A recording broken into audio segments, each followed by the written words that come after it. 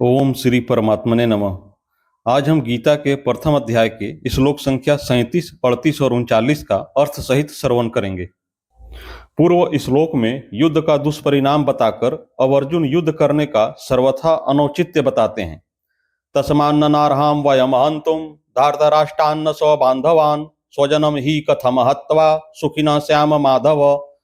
अर्थात इसलिए अपने बांधव इन धृतराष्ट्र संबंधियों को मारने के लिए हम योग्य नहीं हैं, क्योंकि हे माधव, अपने कुटुंबियों को मारकर हम कैसे सुखी होंगे। व्याख्या।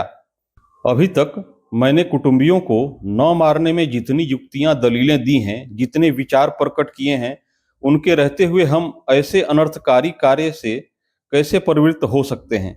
अपने बांधव इन धृतराष्ट्र संबंधियों को मारने का कार्य हमारे लिए सर्वथा ही अयोग्य है, अनुचित है। हम जैसे अक्षय पुरुष ऐसा अनुचित कार्य कर ही कैसे सकते हैं। हे माधव, इन कुटुंबियों को मरने की आशंका से ही बड़ा दुख हो रहा है, संताप हो रहा है। तो फिर क्रोध तथा लोभ के वशीभूत होकर हम उनको मार दें तो कितना दुख होगा। उनको मारकर हम कैसे सुखी होंगे। यहाँ ये हमारे घनिष्ठ संबंधी हैं। इस ममता जनित मोह के कारण अपने क्षत्रियोचित कर्तव्य की तरफ अर्जुन की दृष्टि ही नहीं जा रही है। कारण कि जहाँ मोह होता है वहाँ मनुष्य का विवेक दब जाता है। विवेक दबने से मोह की प्रबलता हो जाती है। मोह के प्रबल होने से अपने कर्तव्य का स्पष्ट भान नहीं होता। संबंध। अब यहाँ शंका होती है कि जैसे तुम्हारे लिए दुर्योधन आदि स्वजन हैं, ऐसे ही दुर्योधन आदि के लिए भी तो तुम स्वजन हो।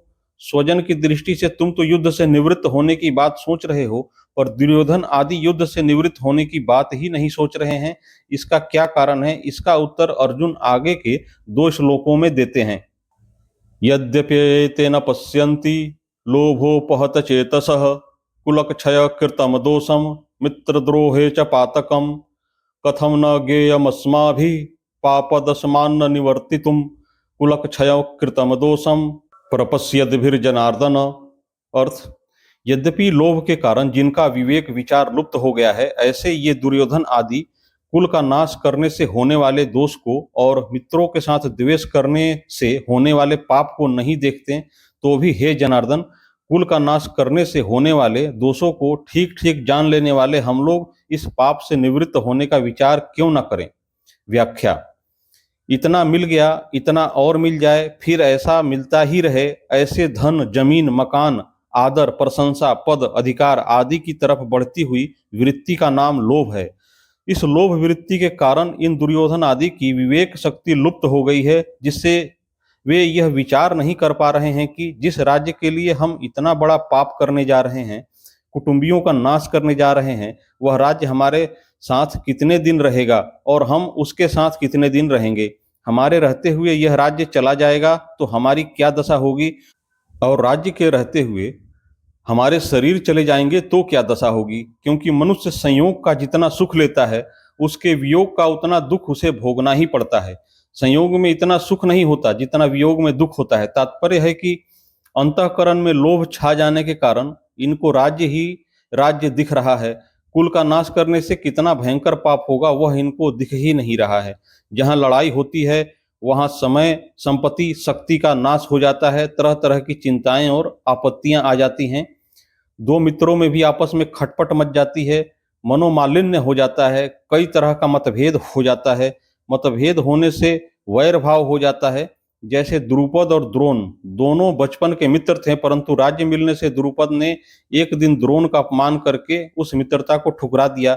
इससे राजा द्रुपद और द्रोणाचार्य के बीच वैर भाव हो गया।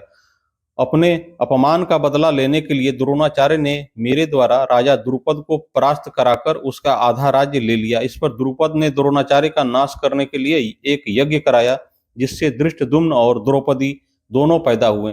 इस तरह मित्रों के साथ वैर भाव होने से कितना भयंकर पाप होगा, इस तरफ ये देख ही नहीं रहे हैं। विशेष बात, अभी हमारे पास जिन वस्तुओं का अभाव है, उन वस्तुओं के बिना भी हमारा काम चल रहा है। हम अच्छी तरह से जी रहे हैं, परंतु जब वे वस्तुएं हमें मिलने के बाद फिर बिछुड़ जाती हैं, तब उनके अभाव का बड़ा दुख होता है। तात्पर्य है कि पहले वस्तुओं का जो निरंतर अभाव था वह इतना दुखदाई नहीं था, जितना वस्तुओं का संयोग होकर फिर उनसे वियोग होना दुखदाई है। ऐसा होने पर भी मनुष्य अपने पास जिन वस्तुओं का अभाव मानता है, उन वस्तुओं को वह लोभ के कारण पाने की चेष्टा करता है।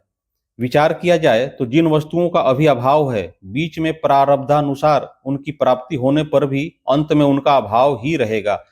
अतः हमारी तो वही अवस्था रही जो कि वस्तुओं के मिलने से पहले थी। बीच में लोभ के कारण उन वस्तुओं को पाने के लिए केवल परिश्रम ही परिश्रम पल्ले पड़ा, दुख ही दुख भोगना पड़ा। बीच में वस्तुओं के संयोग से जो थोड़ा सा सुख हुआ, वह तो केवल लोभ के कारण ही हुआ है। अगर भीतर में लोभ रूपी दोष न हो तो वस्तुओं को संयोग से सुख हो ही नहीं सकता। ऐसे ही मोह रूपी दोष न हो तो कुटुंबियों से सुख हो ही नहीं सकता। लालच रूपी दोष ना हो तो संग्रह का सुख हो ही नहीं सकता। तात्पर्य है कि संसार का सुख किसी न किसी दोष से ही होता है। कोई भी दोष न होने पर संसार से सुख हो ही नहीं सकता, परंतु लोभ के कारण मनुष्य ऐसा विचार कर ही नहीं सकता। यह लोभ उसके विवेक विचार को लुप्त कर देता है।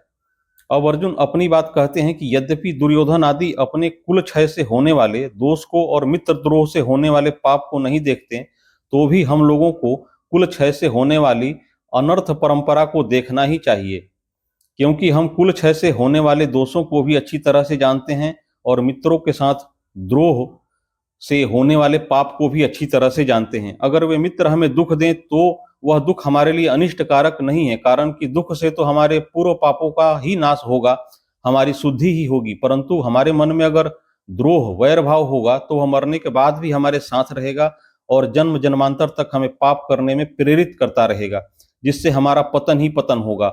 ऐसे अनर्थ करने वाले और मित्रों के साथ द्रोह पैदा करने वाले इस युद्ध रूपी पाप से बचने का विचार क्यों नहीं करना चाहिए, अर्थात विचार करके हमें इस पाप से जरूर ही बचना चाहिए। यहाँ अर्जुन की दृष्टि दुर्योधन आदि के लोभ की तरफ तो जा रही है, पर वे खुद कौटुंबिक स्नेह में आबद्ध होकर बोल रहे हैं, इस तरफ उनकी दृष्टि नहीं जा रही है। इस कारण वे अपने कर्तव्य को नहीं समझ रहे हैं। यह नियम है कि मनुष्य की दृष्टि जब तक दूसरों के दोष की तरफ रहती है तब तक उसको अपना दोष नहीं दिखता। उल्टे एक अभिमान होता है कि इसमें तो यह दोष है पर हमारे में यह दोष नहीं है। ऐसी अवस्था में वह यह सोच ही नहीं सकता कि अगर इनमें कोई दोष है तो फिर हमारे में भी दूसरा कोई दोष हो सकता है। दूसरा दोष यदि न भी हो तो भी दूसरों का दोष देखना यह दोष तो है ही। दूसरों का दोष देखना एवं अपने में अच्छाई का अभिमान करना, ये दोनों दोष साथ में ही रहते हैं। अर्जुन को भी दुर्योधन आदि में दोष दिख रहे हैं और अपने में अच्छाई का अभिमान हो रहा है। अच्छाई के अभिमान की छाया में मात्र दोष रहते हैं, इसलिए अपने को अपने में मोह रूपी दोष नहीं दिख रहा है। नारायण नारायण नारायण। अगली वीडियो में हम क्रमशः इस श्लोकों का अर्थ सहित श्रवण करेंगे। इस चैनल को कृपया सब्सक्राइब कर लें ताकि कोई वीडियो मिस ना हो। आप सभी को प्रणाम।